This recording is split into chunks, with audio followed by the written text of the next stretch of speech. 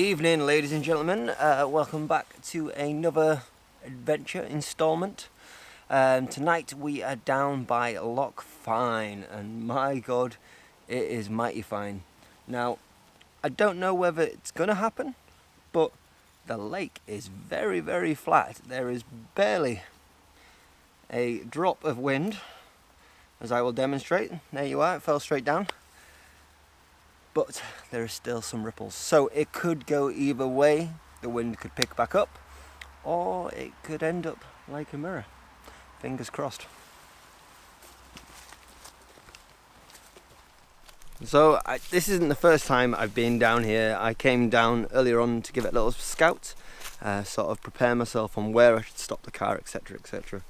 But I know none of you guys back at home would do this, but if any of your friends are messy, dirty little beepers and they like camping, tell them to clear up there at the end of their stay, because I'm down here by the side of the loch and it's absolutely beautiful.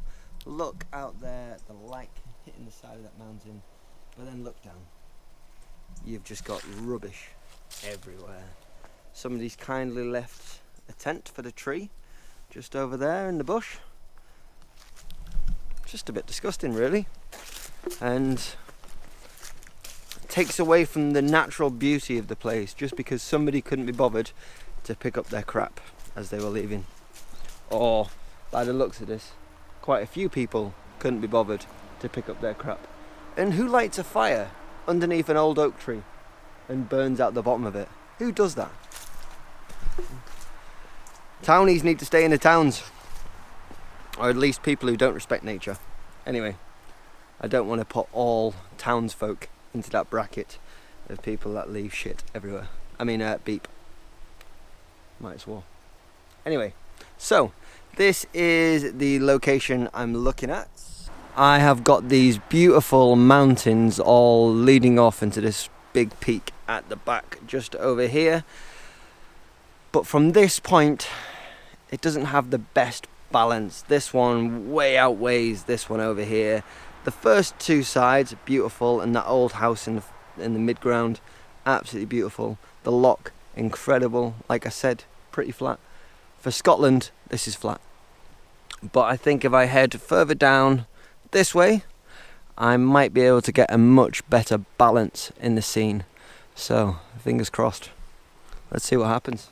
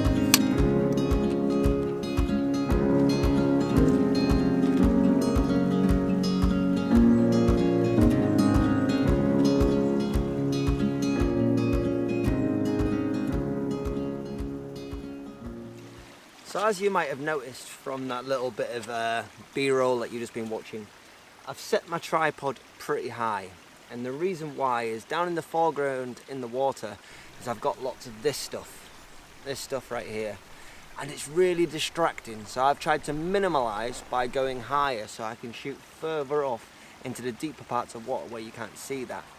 And then the little bits that are left, all I'll do is I'll Photoshop them out later.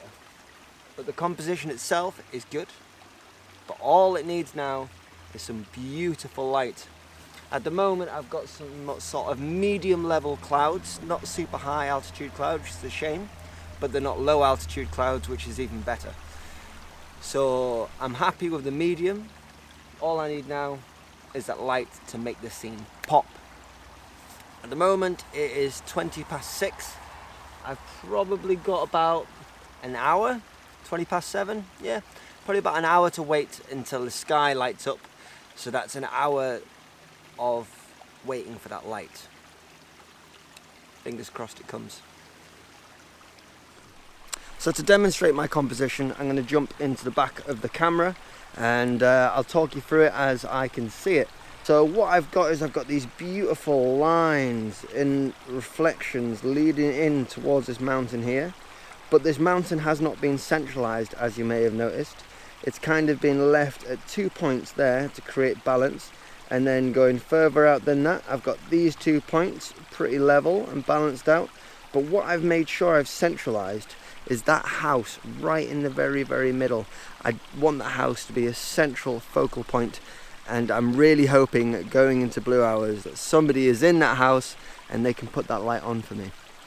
But this little bit here in the foreground, as lovely as it is, it's a little bit boring. And now the other day I was down by Loch Lomond and I was playing with this effect of skimming stones into the feature that I'm photographing. I'm going to give it a crack. I'm going to see if that works out for me.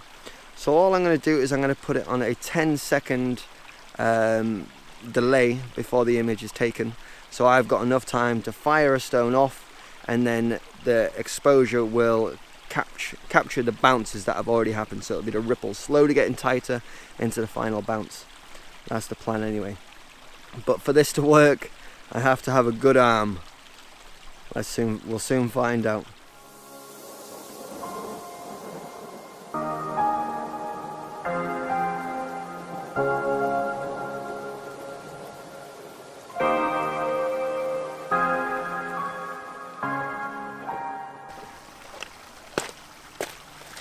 I threw a couple of stones. I didn't throw too many. I think this effect looks much better when the light is lower and softer.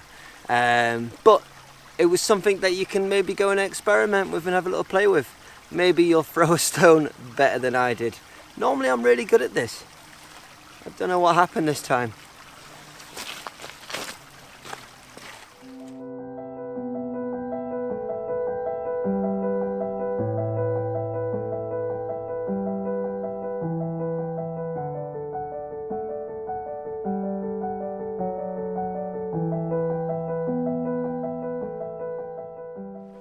But since I have so much time to wait, I'm not going to make you endure the patience and the pacing backwards and forwards that is soon going to happen.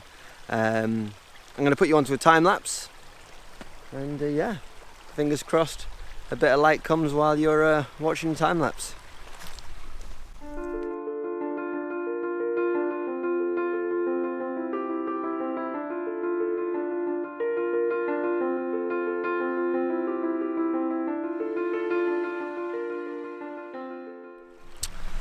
So, I hope you enjoyed the time lapse. I normally have a rotatey thingy, but it seems to have stopped working today.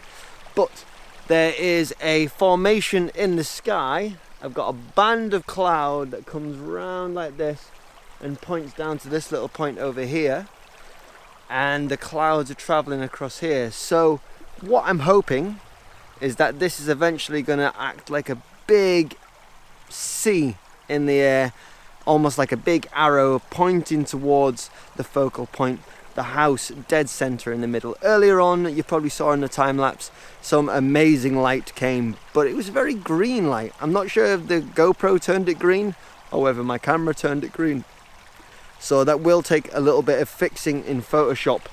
But now it's just a case of waiting for that big cloud just over there to hopefully sweep across the scene and end up here as a big sweeping arc. Right now it is 7:04, so I think there's about 15 to 20 minutes until the colours really pop in that sky, and I have got faith. I think them colours are really going to come tonight, which is great. I have changed my composition slightly. I zoomed in a little bit. There wasn't enough emphasis on the actual scene. I just had it really wide. So I've zoomed in to about 42 mil. You'll see at the end result anyway. And that's just to sort of if it's not adding to the scene, get rid of it. So that's what I've done, is I've zoomed in, because what I had on the outskirts of the scene wasn't doing anything. So it's gone. Also, my flattish water has gone too, which is a bit of a shame. But if the sky works out, that water won't matter anyway. Not too much. Hopefully some nice reflected light from the sky.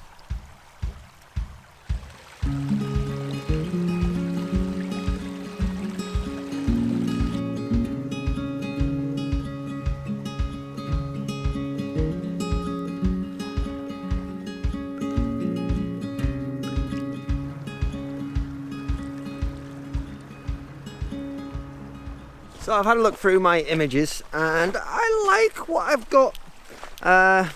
Definitely going to take some editing though. That really green vivid light that was on there, that needs to be gone, and it needs to be turned into a nice deep orangey colour. But I think all I'm going to get here is kind of pastel-y colours, which are really soft and beautiful and all the rest of that. But I can't decide whether to switch my composition and just get a shot of this lovely leading line using the edge of the water curving round into that little hill at the background, but the main focal point being this big cloud formation, or to leave my camera where it is and carry on shooting at the scene that I have been shooting, which is over here. So, because if I move my camera, then if lights do turn on in that house, it's going to be gone. But that is lovely. Decisions. I think I've got the best of what's going to be there. This still has opportunities to blow my mind. So a quick change in composition, I think.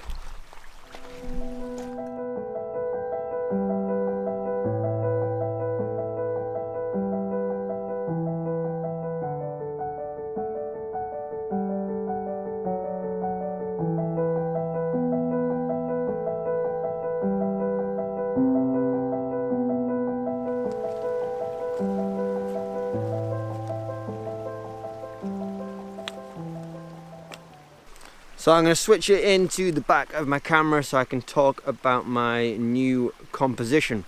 Now I've composed this shot, so it starts here around, remember it will be wider than what my camera is showing you.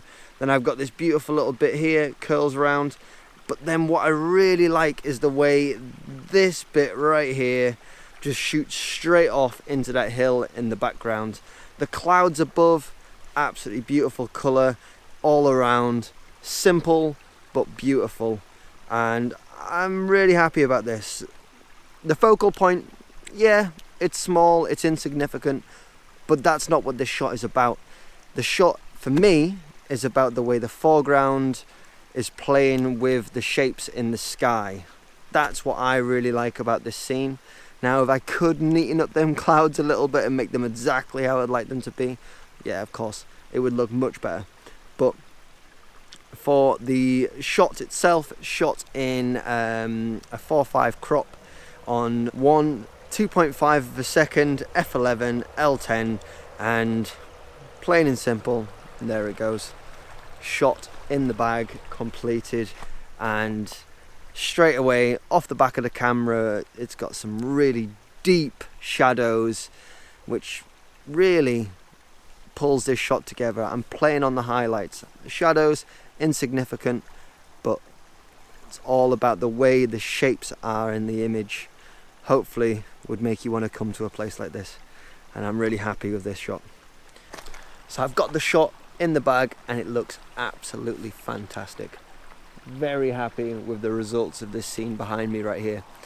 What I like about it most is the way the water is playing with the land, creating such beautiful leading lines straight into that sky, which is almost like an opposite mirror version, as the darkness in the land is over here and then the lightness is in the water, with the sky the lightness is over here and the darkness is over here, so it acts like a contrasting balancey thingy that seems to work really well. I know I should have been a poet. My way with words is absolutely amazing, but I'm glad that I switched compositions. Yeah, patience to get your shot, but also know when that shot is done and nothing else is going to come of it, because all that's happening with that now is it's just slowly getting worse and worse and worse. But this is coming to life, so know when to change spots. Don't just hold on for something that was never going to happen. And that is happening.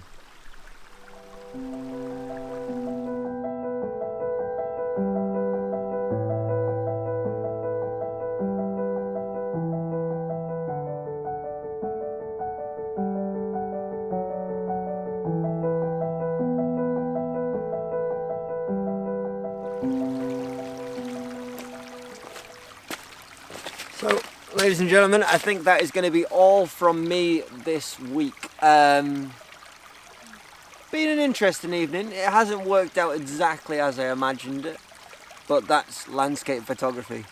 I have been picturing all night this scene here at sunrise on a winter's morning with snow on the mountains. The sun just creeping in the gaps between them mountains. I can't stop envisioning it. So do expect, if I'm here over winter, to see this scene again. Yeah, I think you are going to see this scene again. Anyway, what I want you to take from this vlog is simple. Balance your scenes.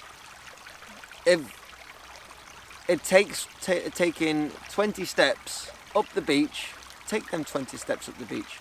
If you're looking through the back of your camera and you think your shot looks great, but there's something not quite right, try walking 20 meters that way, 20 meters that way, and see if it looks better.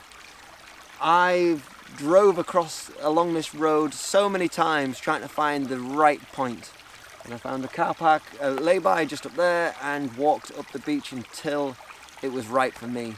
And the first composition, yeah, I think I got a really nice balance. The two peaks on either side of that house centralized in the middle, and then the clouds above that I added in later on. And this scene that I've just taken just then, the way the beach plays with the water and then the clouds above, one side is dark and one side is light. The light side's above the darkness of the land, and the darkness is above the lightness of the water. I think that contrast, it's almost like yin and yang working together in harmony. And other than that, have a lovely weekend. Get out with your camera, practice, practice, practice. Practice makes permanent. I'll see you again soon.